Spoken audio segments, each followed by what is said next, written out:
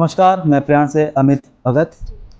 हमारे ख़ास कार्यक्रम शख्स से शख्सियत तक में आज हमारे साथ जो शख्सियत हैं, मैं उनसे आपका एक छोटा सा परिचय करा दूं और उनके बारे में मैं आपको 2 लाइनें पहले बता देता हूं। जब कोरोना काल में लोग अपने सगे संबंधियों से भी दूर भाग रहे थे, लोग एक दूसरे को इस निगाह से देख रहे थे कि पता नहीं उन्हीं के सामने ही सबसे पहले सारी दिक्कतें आएंगी अगर वो एक बीमार व्यक्ति के पास चले जाएंगे। उस समय में भी आज जो हमारे मेहमान हैं इस कार्यक्रम में, उन्होंने कई लावारिस अंतिम संस्कार किए। ये एक ऐसा दैवीय काम है जो हर किसी के भाग में नहीं आता है। तो जो आज हमारे साथ शख्सियत हैं, उनका जो परिचय है, सोपाल सिंह जी हमारे साथ हैं। चौधरी सोपाल सिंह जी। बाबू जी नमस्कार। नमस्कार, स्वागत है आपका हमारे खास कार्यक्रम धन्यवाद। सबसे पहले जो मेरा आपसे एक जो सामान्य एक प्रश्न होता है वही है कि आज तक आप कितने जो अंतिम संस्कार हैं, लावारिस जो हमारे पार्थिव शरीर होते हैं, कितने अंतिम संस्कार आप कर चुके हैं और ये प्रेरणा आपको कहाँ से मिली? देखिए, अप्रोक्सीमेटली एक्यूरेट तो हम अभी बनाते हैं साल भर का, 6 महीने का, लेकिन 5 से कुछ बॉडी हम दाह संस्कार करा चुके हैं। 500 लगभग। हाँ, ये 1 जनवरी सन 18 से शुरू हुआ था। सन 18 आप देखिए, 1 जनवरी सन 18 से ये हमने शुरू किया था और आज तक 5 से कुछ बोडियाँ, लगभग 5 से 4-5 के करीब, अंदाज से बता रहा हूँ, ये हम बोडियाँ दाह संस्कार करा चुके। अच्छा, कहाँ से आपको ये प्रेरणा मिली? एक्चुअल जब मैं कोर्ट में था, अपने यहाँ में पेशकार था डिस्ट्रिक्ट कोर्ट जजी में, तो जो नई बिल्डिंग है वो जहाँ हमारी कोर्ट थी, मेरी कोर्ट थी मतलब जिसमें मैं बैठता था, उसका लास्ट वहाँ से पोस्टमार्टम ऐसे ही दिखता था विदिन 10 गज के लगभग, तो स्पष्ट दिखाई देता था। मतलब तो मैं वहाँ देखता था यदा कदा, तो कुछ डेड बॉडियाँ ऐसी थी कि जैसे सेल हुई, बंद पड़ी, तो ज़मीन पे रखी हुई हैं, पड़ी हुई हैं। बाद में जानकारी हुई, कभी एक रिक्शा वाला देखता था, मैं उन्हें ले जाता इधर खींच के रख के बॉडी में, क्योंकि डेड बॉडी में ये भी रहती है कि बहुत सड़ी गली भी आती है, तो दाह संस्कार प्रॉपर नहीं होता था। तो फिर मैं रिटायर हो गया। रिटायर होने के बाद 4-5 साल ऐसे ही निकल गए वही अपने घर परिवार में। फिर हमें कुछ मन में पहले से ये था कि हमें अब गवर्नमेंट पेंशन दे रही है, हम आज भी पेंशन भोगी हैं, सरकार से भी पैसा पा रहे हैं, समाज से भी हमारा संबंध है, समाज भी हमें किसी न किसी रूप में हमें जीवन में सहयोग देता है। तो हम कुछ ऐसा करें। तो धीरे धीरे मैंने 1-2 आदमी से कहा कि यार ऐसे ऐसे कोई बॉडी, पहले यहाँ लोग करवाते थे, थोड़ा पैसा दे दिया, पुलिस वालों की मदद कर दी, तो मैंने कहा प्रॉपर हम ऐसा व्यवस्था करें कि पुलिस जो डेड बॉडी को लाती है उसे भी दाह संस्कार करने में सुविधा हो और उसका विधि पूर्वक हम दाह संस्कार करा दें। तो मेरी ने उस पर कई लोग जुड़ते चले गए, जिसमें जैसे अतुल सर्राफ जी हैं, अतुल कुमार अग्रवाल जी, वो हमारे संरक्षक है, और एक नरेंद्र सिंह एडवोकेट है यहाँ इसमें जजी में, एक मुंशी योगेंद्र सिंह है, और 3-4 लोग ऐसे ही मिले। उनसे हमने कहा तो उन्होंने हमें प्रोत्साहित किया और कहा कि आप शुरू करिए। फिर इत्तेफाक से 1 जनवरी सन 18 को एक डेड बॉडी आई और उसे कोई ले जाने को तैयार नहीं था। इस सिविल लाइन चौकी से वो संबंधित था, उसके क्षेत्र में था, तो उन्होंने दरोगा जी तत्कालीन आशीष कुमार तोमर जी थे, मैंने उनसे पूछा क्या बात है, आपकी बड़े परेशान है? उन्होंने कहा एक डेड बॉडी ले जानी है, कोई ले जाने को तैयार नहीं, जिस गाड़ी को रोकते वो ले जाता नहीं। तो फिर हमें प्रेरणा आई कि ठीक है, मैंने कहा हम कराते हैं दाह संस्कार। पहले दिन हमने 2018 में एक बॉडी कराई, तब हमें इतना ज्ञान नहीं था, फिर हम अपनी व्यवस्था बनाते रहे। अच्छा बाबू जी, जैसे 2018 से आपने ये एक दैवीय काम है ये आपने शुरू कर दिया जी, तो इस बीच कोरोना भी आया, कोरोना टाइम भी कोरोना आया, बिल्कुल। तो कोरोना के टाइम में तो डॉक्टर भी ये सलाह देते थे कि आप जो जैसी वो पेंडेमिक थी, हाँ हाँ डॉक्टर भी ये सलाह देते थे कि आप हाँ, दूर घर- रहें, दूर आप रहें, घर से ना हाँ, निकलें। हाँ, तो उस बिल्कुल। समय भी आपको लावारिस जो डेड बॉडी होंगी वो भी हाँ। आपको मिली होंगी, तो उस समय क्या आप उस समय भी ये काम करते थे? बिल्कुल करा हमने, मेरे साथी हितेश कुमार जी जो आपको है। बिल्कुल ऐसा नहीं लगा कि हाँ हाँ आप घर पे आते थे, लौट के अपने परिवार में आते थे, हाँ। तो आपको उस समय बिल्कुल ऐसा कुछ डर नहीं था मन में? नहीं नहीं, बिल्कुल नहीं डरता, क्योंकि देखिए उसमें थोड़ा सा आपको मैं स्पष्ट कर दूं कि उसमें ये था कि जैसे ये मान के चलिए कि लावारिस बॉडी जो मिलती थी वो कोरोना से पीड़ित नहीं होती थी मोस्टली। लावारिस बॉडी मान ली ट्रेन से कोई सफर कर रहा तो उसका बाकायदे यहाँ पोस्टमार्टम होता था। पोस्टमार्टम करने वाले पहले ही जांच करते थे कि इसको कोरोना है या नहीं, क्योंकि उनका वो तो बहुत नजदीक थे, डॉक्टर है और स्टाफ है, कई आदमी लगते हैं पोस्टमार्टम पे। जब वो ओके कर देते तो हमें क्या करना, उठवा कर बॉडी को भिजवाना। सिपाही आते थे, पुलिस वाले आते, हम होते थे, ड्राइवर होता वहाँ हमारे बैराज पे हमने हायर किए हुए, मतलब समिति की ओर से पेमेंट करते हैं उन्होंने, एक बॉडी का 300 रुपये पंडित हैं, उन सबको मिलकर हम भिजवा देते। कोई कभी किसी को दिक्कत नहीं हुई, कोई इन्फेक्शन नहीं हुआ। मैं यहाँ पुलिस लाइन चौकी से ये पुलिस सिविल लाइन चौकी पे ही अपना हम लिखा पढ़ी कर लेते थे। और ऑटोमेटिक सिस्टम था कि गाड़ी वहाँ से लकड़ी भर के लाएगी काजीपाड़े से हमारे, और वहाँ से फिर हम इधर चलेंगे उधर चलेंगे, और धीरे धीरे ये हमने कोरोना काल अपना व्यतीत किया। और उस बीच में मैंने लगभग 3-4 महीने के लॉकडाउन में ही 10 बॉडी का दर्शन करा लॉकडाउन। तो क्या आपका कोई संगठन आपके साथ काम करता है या हाँ। आप अकेले हैं? जी जी और सहयोग आपको क्या समाज से होता है या? बिल्कुल, हाँ उसमें अभी मैं स्पष्ट कर दूं आपको। ये मानव सेवा समिति हमने जो गठित की है, इसमें कई लोग विलिंग हैं शहर के, और लगभग आज की तारीख में 91 सहयोगी मेरे इसमें सहयोग करते हैं।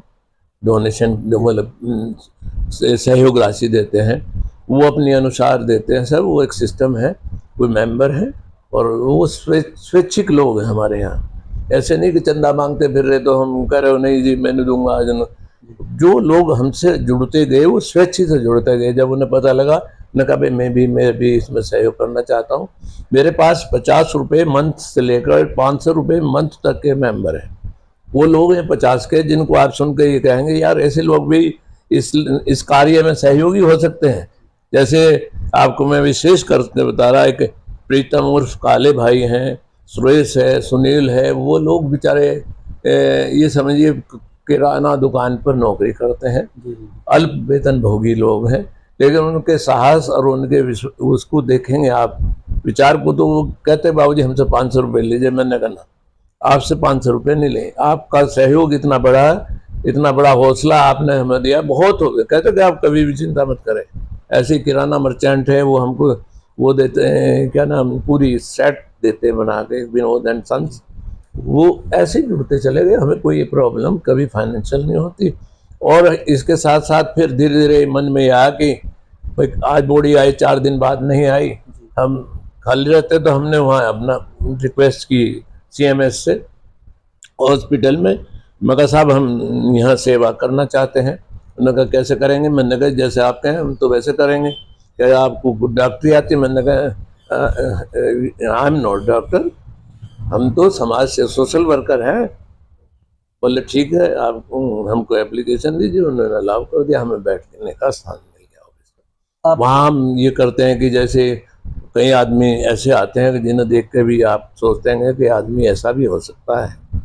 मैंने अस्पताल में ऐसा महसूस किया। ऐसे नहीं कि बहुत लोग आते हैं, लेकिन उनमें से कुछ लोग ऐसे आते हैं जिनको देख के आपको कोरोना का भाव आ जाएगा मन में कि ये जीवन कैसे काट रहे हैं।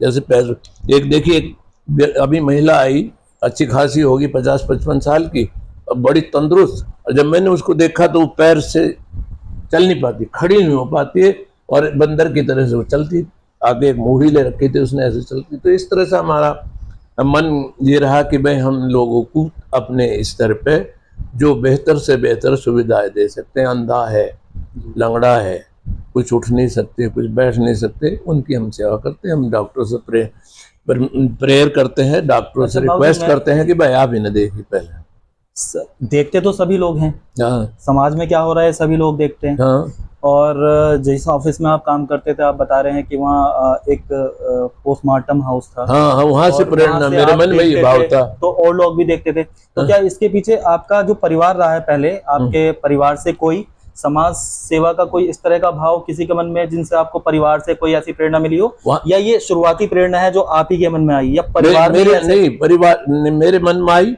जी। मेरे मन में तो व्यक्तिगत आई ना। मैंने उन लोगों से सहयोग किया, जैसे एक वकील भी हैं, 2-3 मेरे साथी हैं, मुंशी हैं। नहीं, मैं ये पूछना चाह रहा हूँ बाबू जी, परिवार में आपसे पहले कोई इस तरह का समाज सेवा मेरे परिवार में जी? नहीं, ऐसा कुछ नहीं था। अच्छा, ये पहले आप ही हैं जिनके मन में ये प्रेरणा आई। तो आप कैसे समय निकाल पाते हैं इस कार्य के लिए? समय कैसे आप निकाल पाते हैं इस कार्य के लिए?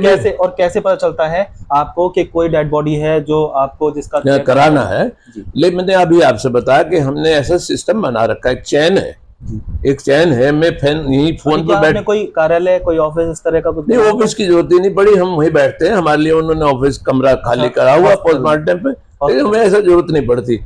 हमने एक अपना संदेश वहां लगा रखा, बोर्ड, उस पर हमने नंबर नोट किए हुए हैं।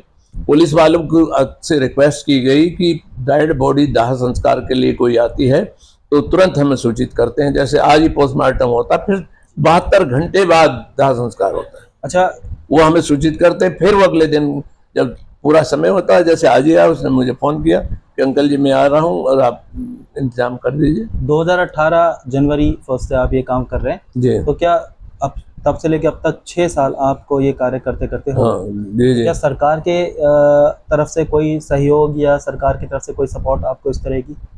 नहीं, हमने कभी इस तरह का चाहा भी नहीं। और दूसरे कि सिस्टम में, वो कानून में दूसरी प्रक्रिया है जो पुलिस वाले हमसे बताते हैं। पुलिस वाले भी योगदान करते हैं अपना। वे बताते हैं कि हमारे यहाँ जो सिस्टम है वो 6 महीने बाद हमको पैसा मिलता है, जो भी गवर्नमेंट देती है एक दाह संस्कार पर, बहुत मिनिमम देती। अब तो मेरे ख्याल में 3,000 के करीब कर दिया, पहले 500 रुपये, 1000 रुपये, ऐसे तो वो उन लोगों को मिल नहीं पाते। वो सिस्टम ऐसा कि 6 महीने 3 महीने के बाद उन्हें मिलते हैं। वो हम उस पर गौर नहीं करते। हमने तो समिति से ही कहा कि समिति की ओर से हम उसको दाह संस्कार कराते हैं। हम एक्सपेक्ट नहीं करते कि पुलिस वाले वो दें, ये दें, वो दें। जब हमने अपना संस्कार कराने का हमने अपना मन बनाया, हमारी समिति ने बनाया, तो हम फिर उनको परसुएशन नहीं करते, वो देते हैं, वो सहयोग राशि देते हैं अपने, जैसे हम लोग अपने लोगों से भी देते हैं। पुलिस वाले पूरी मदद करते हैं वो, जैसे हम कहते। और वो बाकायदे, जैसे कभी कभी ऐसा भी होता है कि हम वहाँ गंगा घाट नहीं जाते, मोस्टली हर बॉडी के साथ नहीं जाया जाता, तो हम वहीं से, वो पुलिस वाले की ड्यूटी है, 2 आदमी जाते हैं, 2 आदमी वो हमारे वहाँ होते, एक ड्राइवर होता है गाड़ी का, वो भी सहयोग करता है। परिवार से आपको इस कार्य के लिए सपोर्ट, या कुछ परिवार में कभी किसी ने रोकने की कोशिश की या आपको सपोर्ट मिला हो? आपका क्वेश्चन बहुत बढ़िया है। ये जनरली एक साहब हो रहे थे इंटरव्यू लेने कीरतपुर से, उन्होंने मुझसे पूछा, देखिए परिवार का ऐसा हिसाब है, मेरा परिवार में ऐसे परिवार से पैदा हुआ हूँ, मेरे माँ बाप का ऐसा था, जैसे वो कुछ एक करुणा भाव मन में रहा। मेरे एक बेटा है, वो नौकरी पे, बेटियाँ शादी में है, मेरी बीवी यहाँ रहते हैं, मेरी पत्नी। उन्होंने कभी नहीं रोकते हुए, ना कभी इस बारे में वो चर्चा करते हैं कि आप क्या कर रहे हैं अपने, पेंशन मिलने में खाली हूँ, मेरी खेती बाड़ी भी है, मुझे कोई ऐसा फाइनेंशियल या फिजिकली अभी कोई दिक्कत नहीं, ना कोई परिवार से किसी ने मुझे। ठीक है बाबूजी, समय देने के लिए आपका बहुत बहुत शुक्रिया। धन्यवाद, आपका भी बहुत बहुत धन्यवाद। ये थे चौधरी सोपाल सिंह जी। इनके विषय में मैं आपको पहले बता ही चुका था। ये कार्य जो चौधरी साहब कर रहे हैं सभी के हिस्से में नहीं आते। भगवान का बहुत बड़ा आशीर्वाद इनके ऊपर है कि इनके हिस्से में काम आया। मैं अमित भगत, प्रयाण न्यूज़ से सच से शख्सियत तक में आज इतना ही। नमस्कार। ये इसके